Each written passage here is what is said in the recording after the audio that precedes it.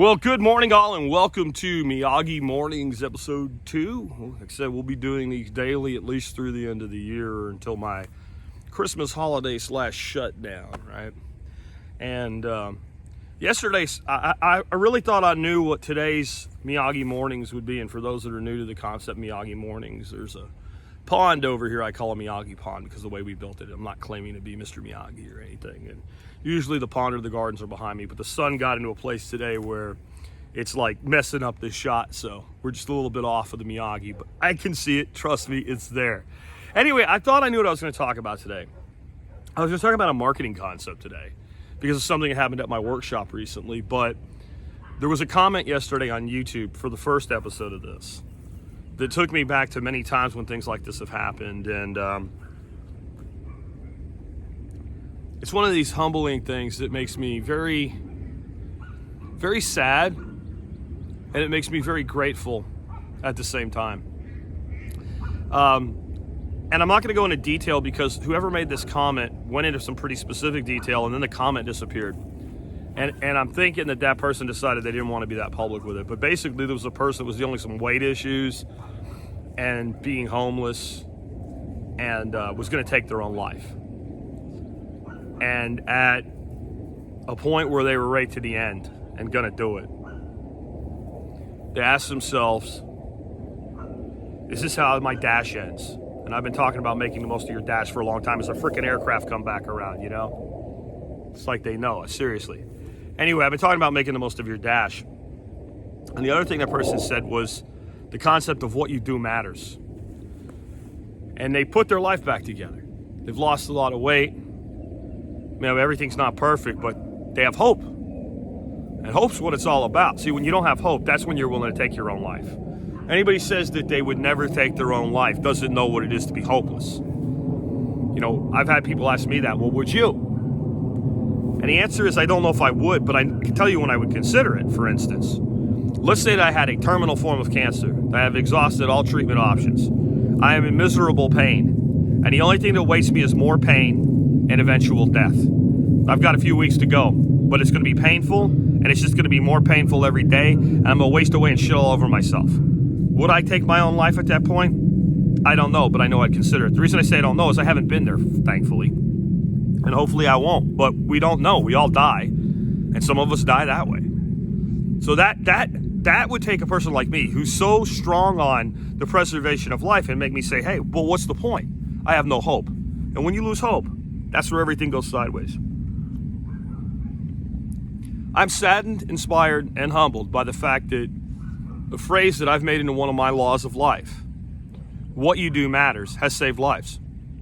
I'm inspired because that means there's people walking around alive today because of something I said. I'm saddened because why does a redneck hippy duck farmer with a podcast have to be the one to say this to our people? This has been taken from our children. They don't think what they do matters anymore. They're being taught to be helpless. See, when you rely on somebody else to fix all your problems, you end up feeling helpless. When you're told you're super special your whole life, but when you get old enough to figure it out, you find out you're just like everybody else, and you don't understand the gifts that you have because you've been amalgamated to be like everybody else, you feel like what you do doesn't matter. And that doesn't mean everybody that feels that way is going to reach this point. But if you reach this point, and no one's ever told you that what you do matters, that no one's ever believed in you that what you do matters, you're a lot more likely to pull the trigger or swallow the pills or slit your wrist. This is not a new phenomenon for me. One day, I had 2 people walk up to me and tell me similar stories. One was a lady. These were both at a trade show, standing in front of people as though they weren't there because it meant that much to them. A lady who had just lost everything in her life. She was able to put it back together because of what we teach with lifestyle design and preparedness. But she had reached a point where she thought this isn't worth doing anymore. And another man came up to me just about an hour later. This is years ago, and I've heard this so many times. Veteran, came home, couldn't put his life back together, got into using a lot of alcohol, had 2 kids, divorced father, only saw him on weekends type of thing. Laid in bed with his gun in his mouth, 45, hammer cocked. And he thought, Even thinking of his kids, he thought, they'll be better off without me. He said there's one thing that wouldn't go away. Over and over and over and over, my voice saying, what you do matters. What you do matters. What you do matters. And the truth is, it's not because I'm special. It's not because that phrase is that powerful in of itself. A person at that point is looking for a reason.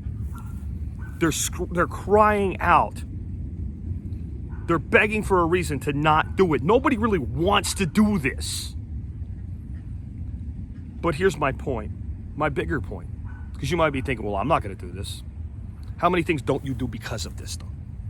For every person that it pushes to the extreme, it emasculates and it disempowers men like crazy. It disempowers women. It takes away what being a woman really is from them.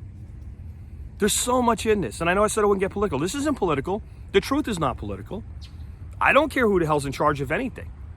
It's not going to change this because this is actual truth. What you do matters, and what you don't do also matters. When you think I should get up today and go out and take a walk instead of just plop into my desk chair and start work, and you don't do it, that matters as much that you didn't do it as it would matter conversely if you did. When you think to yourself, I really should plant a garden for my family and myself, and you don't do it, it matters as much as if you did, just in the negative. When you think I should start a business, but you don't, it matters just as much as it would if you did, except to the negative. What you do matters. If no one's ever told you that before, or if you've forgotten that's the truth, one more time, what you do matters. Today's episode of the podcast will be on adaptation as a form of resistance. It will tie nicely with this. You can find it at thesurvivalpodcast.com, assuming you're watching this the day that it was published. It will go live around 2 o'clock in the afternoon. Don't remember the episode number, so you'll have to look for it. But anyway, guys, I hope you enjoyed these. Remember, if you want to contribute to Miyagi Mornings, there's a subject you want me to talk on, nothing's off limits except politics, permaculture, diet, natural systems, philosophy, business, marketing. I don't care. Whatever it is I can help you with, I'll try to help you with from the backyard. But remember, what you do matters, including subscribing to this channel. So please do that for me. Take care.